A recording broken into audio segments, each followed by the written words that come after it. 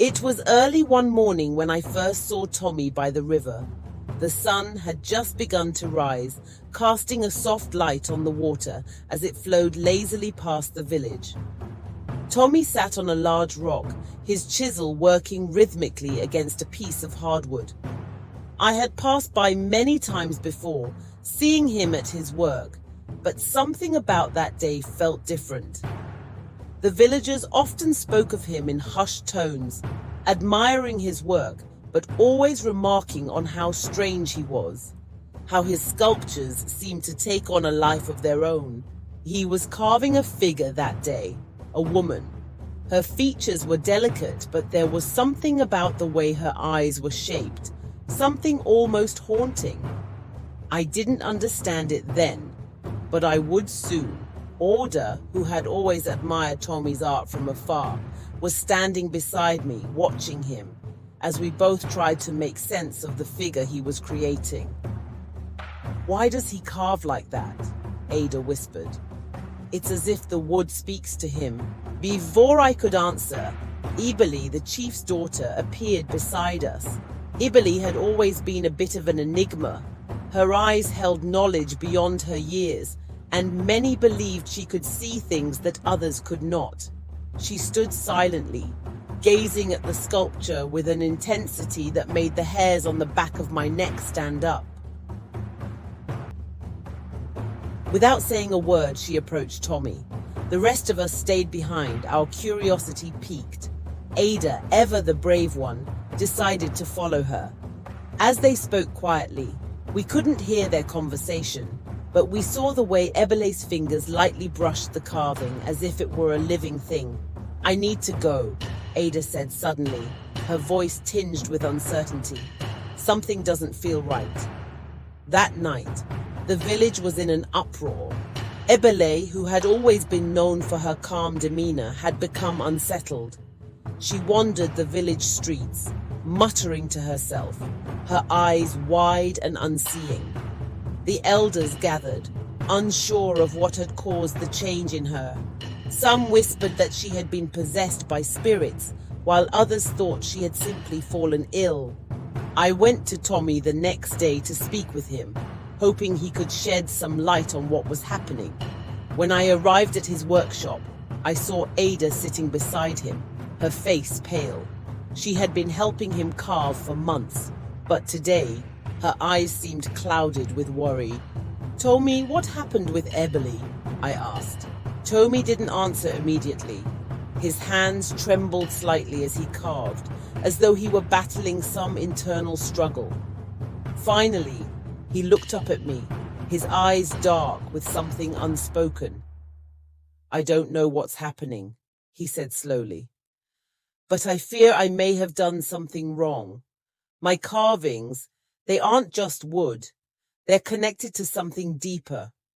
I watched as he finished the figure he had been working on, the one that Ebele had touched. It was a woman, but her eyes, they were no longer just carved. They seemed to follow me. My heart raced, and a shiver ran down my spine. Ada stood, her face hardening with determination. "We need to find out what's going on, and fast." As the days passed, the village grew more restless. Ebele became increasingly withdrawn, spending long hours by the river. It was as if the very air around her had become thick with tension.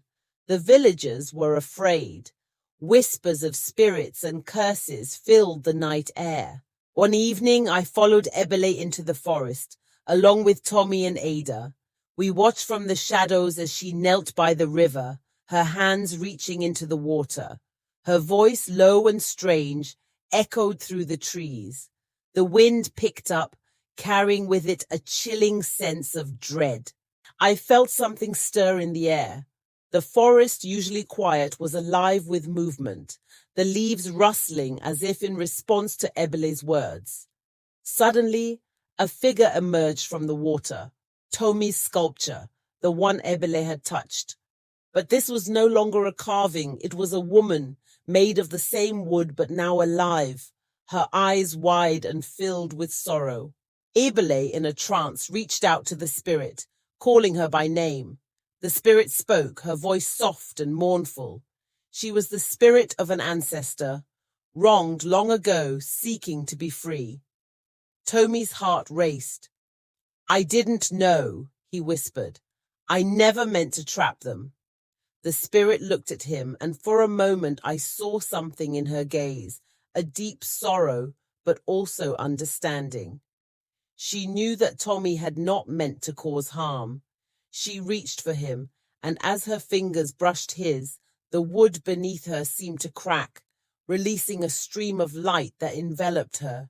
The next morning, the village was calm once again. Ebele had returned to her normal self, her connection to the spirit world now understood. The sculptures Tommy had created, the ones that had held the spirits, were no longer dangerous. They had been freed, their purpose fulfilled.